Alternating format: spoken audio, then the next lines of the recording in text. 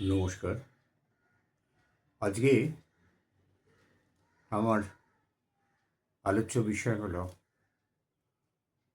প্রাচীন নালন্দা, উদন্তপুরী, বিক্রমশিলা, সোমপুরা, ভোজশালা প্রভৃতি মন্দির বা বিহারগুলিতে যে পুড়িয়ে ধ্বংস করা হয়েছিল হাজার হাজার পুঁথি, সেই বিষয়ে আজ কিছু বলব। হাজার নয়, লক্ষ লক্ষ লক্ষ পুঁথি শুধু নালন্দাতেই পোড়ানো হয়েছিল 9 মিলিয়ন, মানে 90 লক্ষ পুঁথি। তখন তো বই বলতে পুঁথিকেই বোঝাতো। ভূর্জপত্রের ওপর লেখা, দুদিকে পাটা লাগানো, তার উপর সুন্দর নকশা, দড়ি দিয়ে জড়ানো, অসাধারণ হাতের লেখায় তৈরি এই পুঁথিগুলো পৃথিবীর যে কোনো দেশের অমূল্য সম্পদ। শুধু এগুলো সম্পদ ছিল না, বর্বর, লুঠেরা, যাযাবর, পরধন গ্রহণকারী সেই মরুদস্যুদেরও, যারা মধ্যপ্রাচ্য থেকে দলে দলে ঢুকেছিল ভারতে, হিন্দু ভারতে। কারণ হিন্দু ভারতের একটাই দুর্বলতা ছিল, তারা অস্ত্রের ব্যবহার তেমন জানত না, বা নৃশংসতায় তারা এগিয়ে থাকতে পারেনি মুসলমানদের মতো।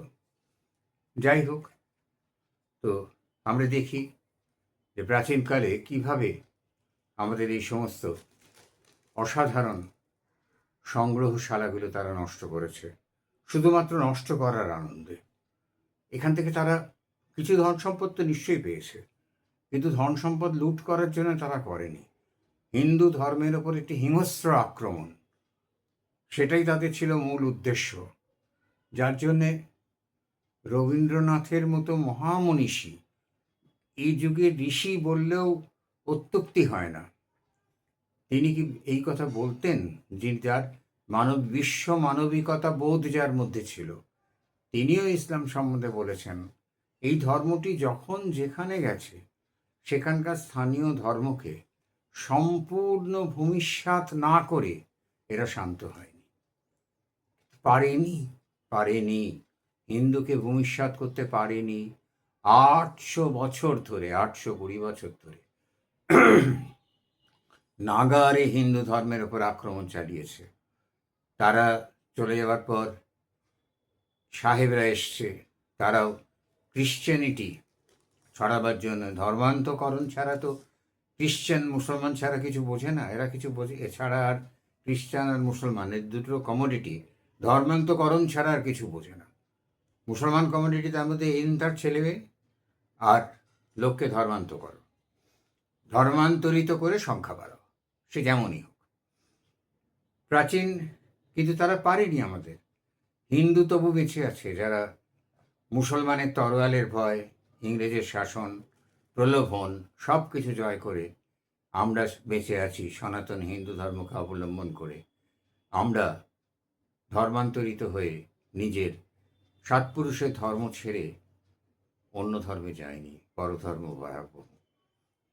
প্রাচীন নালন্দা বিশ্ববিদ্যালয়টি 1190 সালের তুর্কি দস্যু ও লুঠেরা মোহাম্মদ বখতিয়ার খিলজি নালন্দা ধ্বংস করেন।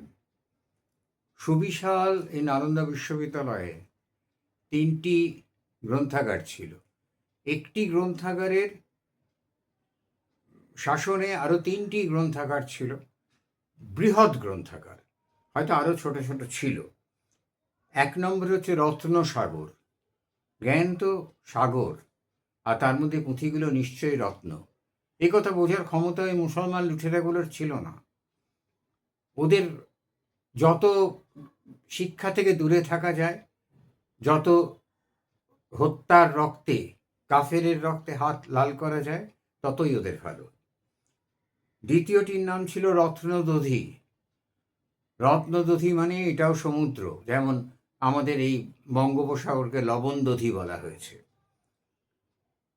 আর রত্নরঞ্জক, অপূর্ব নাম, যে রত্নকে রঞ্জিত করে।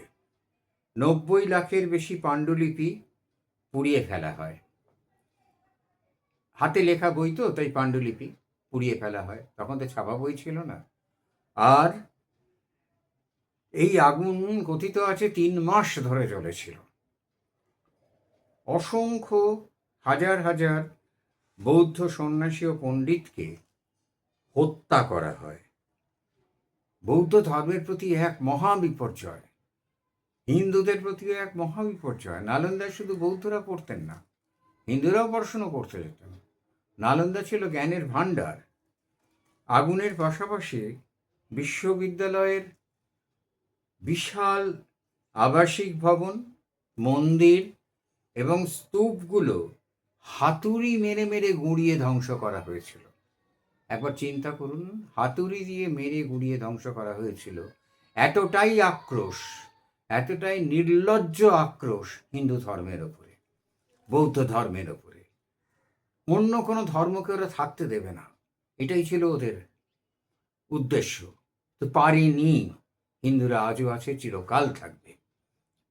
বিক্রমশিলা বিশ্ববিদ্যালয়, আধুনিক বর্তমান বিহারের আর কি ভাগলপুরের কাছে অবস্থিত এই বৌদ্ধ বিহারটিও বখতিয়ার খিলজির আক্রোশের শিকার হয়। এখানের বিশাল গ্রন্থাগার, কত বই ছিল, নালন্দা থেকে নিঃসন্দেহে কম, কিন্তু তাও প্রচুর বই ছিল। সেইগুলোকে, গ্রন্থাগারটিকে পুরো জ্বালিয়ে দেওয়া হয়।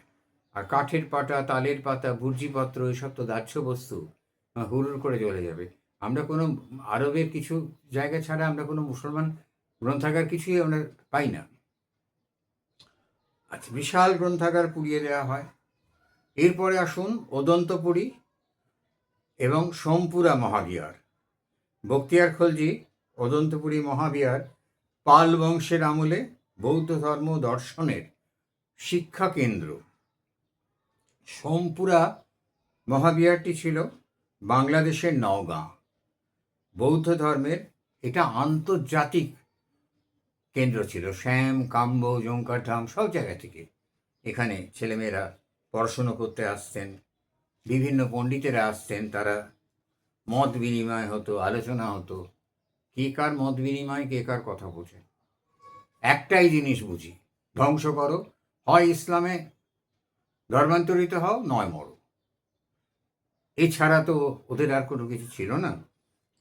তৎকালীন তুর্কি আফগান লুণ্ঠনকারী বর্বরেরা ইসলামিক শাসন ও সংস্কৃতির বাইরে অন্য কোনো ধর্মীয় দর্শনকে দার্শনিক কেন্দ্রের অস্তিত্ব মেনে নিতে পারত না। তাই মঠ ও বিশ্ববিদ্যালয়গুলোকে তারা প্রতিপক্ষ ভাবত। ভাবুন, জ্ঞানকে, তা তো বটেই, অজ্ঞান দস্যু, হিংস্র দস্যু, সে তো জ্ঞানকে প্রতিপক্ষ ভাববেই, কারণ জ্ঞানী মানুষ তো এই কাজ করবে না। আসলে এরা অশিক্ষিত ছিল। শিক্ষার আলোককে এরা ভয় পেত, সংস্কৃতিকে এরা ভয় পেত। তাই যেখানে যেত তাদের শিক্ষা সংস্কৃতিকে ধ্বংস করে তারা নিজেদের আধিপত্য বিস্তার করার চেষ্টা করত। এইভাবে সারা পৃথিবী থেকে মুছে গেছে কত শত সহস্র জ্ঞান ভাণ্ডার, আমরা তার হিসেবও জানি না, শুধুমাত্র একটি কারণে, যে এরা আমার ধর্মের লোক নয়, সুতরাং এদের বাঁচার অধিকার নেই, মুছে ফেলো, মেরে ফেলো, আগুন জ্বালিয়ে দাও, লুট করো, মেয়েদের ধর্ষণ করো, যাবতীয় অত্যাচার এদের উপর করো। এরা ছিল প্রকৃতপক্ষে লুঠেরা, তার বেশি কিছু নয়। মহাবীর সম্মান দিয়ে ইতিহাস রচনা করলেই সেটা সত্যি হয়ে যায় না। নমস্কার।